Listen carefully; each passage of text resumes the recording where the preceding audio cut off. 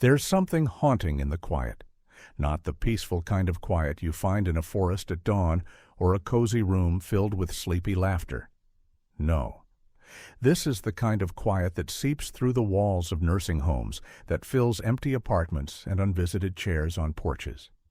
It's the silence of forgotten voices, of people who once held babies, built businesses, led classrooms, held the hands of loved ones, and are now fading, not from memory, but from meaning.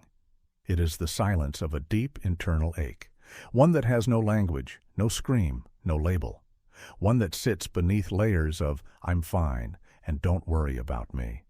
It is the silence of depression, not in the young, not in the overworked middle-aged, but in the elderly, and nobody talks about it.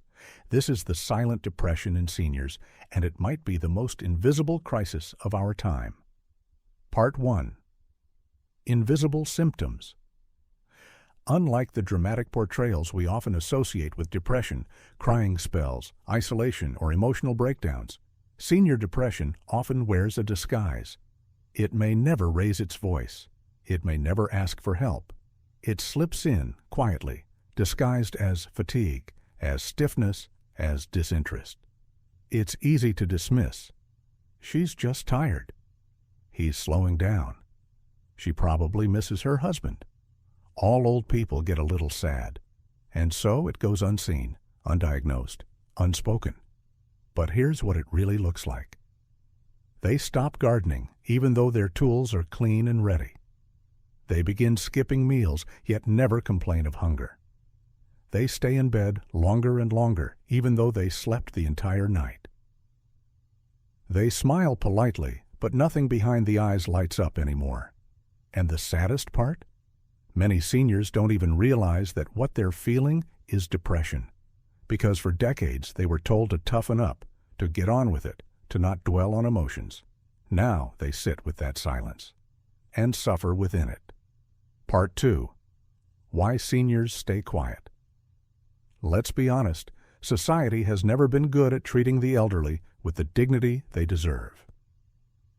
In our youth-obsessed culture, where being old is seen as something to fight or hide, it's no wonder that many seniors feel invisible. And when you're invisible, speaking up feels useless. Most seniors won't say, "I think I'm depressed," not because they don't feel something is wrong, but because the very language of emotional vulnerability was never allowed to grow inside them. They were taught, men don't cry. Strong women don't show weakness. Be grateful, others have it worse. So now, at 70, 80, 90 years old, they sit in rooms full of memories and silence, unable to find the words to describe the darkness settling in. And the world, distracted by smartphones, deadlines, and youth trends, rarely pauses to notice that their silence is actually a cry. Part 3. The hidden triggers of senior depression. You don't wake up one day at 75 and suddenly feel depressed. It's a slow erosion, a crumbling of emotional foundations brought on by layers of subtle but devastating losses. 1. Loss of identity. When work ends, purpose often goes with it. The teacher, the nurse, the engineer, those titles vanish after retirement. And what's left? No one calls you sir or doctor anymore. You're just grandma or worse. Room 212. This shift from valued contributor to passive bystander can shake the very core of someone's identity. 2. Loss of independence. Imagine being proud and capable all your life, and then having to ask someone to cut your food, or needing help to bathe, or being told you can no longer drive. This is not just inconvenient, it's crushing, it strips dignity, it breeds shame. 3. Loss of loved ones. Friends die, spouses pass away, siblings fade. Eventually, you look around and realize the people who knew your childhood, your secrets, your milestones, they're gone. And while new friendships can be made, they rarely hold the same depth. 4. Physical decline. Chronic pain, fatigue, tremors. These aren't just physical annoyances. They are constant reminders that the body is decaying, and the mind begins to wonder, How much time do I really have left? This breeds fear, which quietly feeds despair. Part 4. The medical neglect. In many clinics, a senior's visit is reduced to a checklist. Blood pressure? Cholesterol? Any falls recently? Rarely. How's your heart? Rarely. Do you still find joy in your days? This lack of emotional screening is dangerous. Depression in seniors is often misdiagnosed as dementia, fatigue, normal aging. It's not. It's treatable. It's real. It's urgent. But first, we have to see it. Part 5. The physical cost of emotional pain. Make no mistake, depression in seniors doesn't just affect mood, it affects the entire body. Immune systems weaken. Inflammation increases. Wounds heal slower. The risk of stroke and heart attack rises. And even cognitive decline accelerates. Worse yet, depression makes people stop trying to eat well, stop trying to take medications, stop trying to reach out.